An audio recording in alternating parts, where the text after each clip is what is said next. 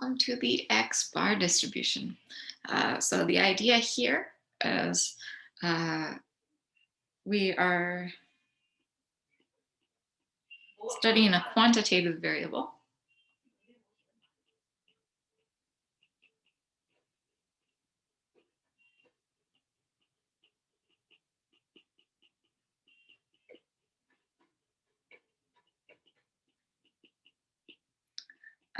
The population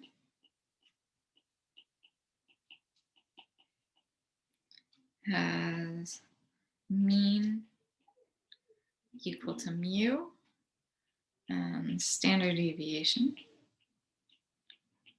equal to sigma. And we are looking at samples of size n.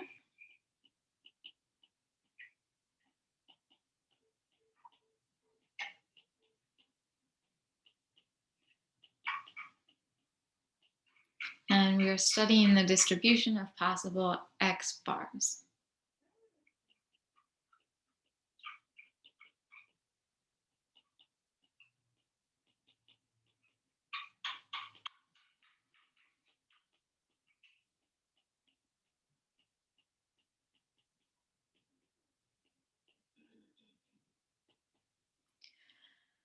So for our X bar distribution, the shape is normal with a big if. So the shape is normal if there are two ways that could be. Option one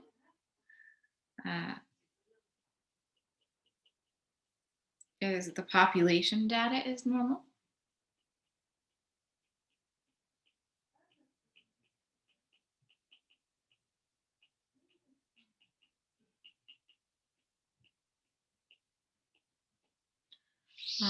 Or option two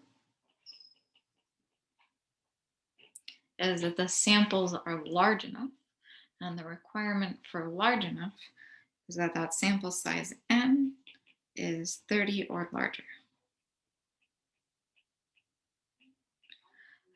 This is not a guarantee of being exactly normal, but it's kind of statisticians have looked at a variety of data, population data that could be normally distributed, uniformly distributed, skewed, etc.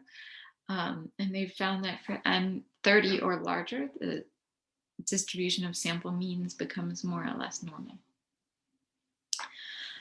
For our center, the mean,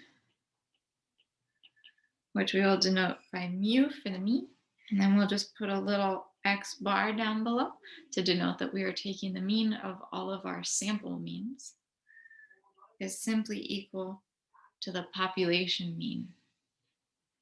So we saw this in our simulations, that the X bar distributions were more or less centered around the actual population mean. And then for our spread, the standard deviation is sigma sub X bar. Again, this is just notation. The standard deviation of the X bars is the population standard deviation divided by the square root of n. So we're going to go ahead and just do a quick example, finding shape, center, and spread. So newborn females have an average length of 49.1 centimeters with a standard deviation of 1.9 centimeters. This is our population information. So we have a population mean of 49.1 and a population standard deviation of sigma equals 1.9. We are taking random samples of 50. So we have here that n equals 50, and then we are supposed to study the shape, center, and spread of our sampling distribution. So again, the key piece of information, we have mu equals 49.1, sigma equals 1.9, and equals 50. This is all of the information we need in order to find the shape, center, and spread of the X-bar distribution. So our X-bar distribution.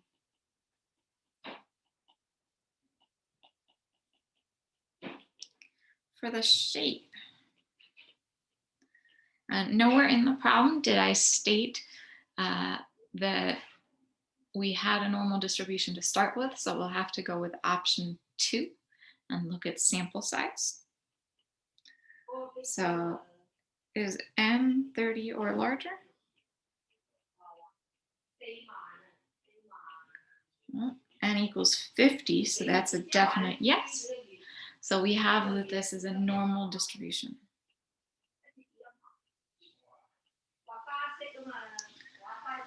For center,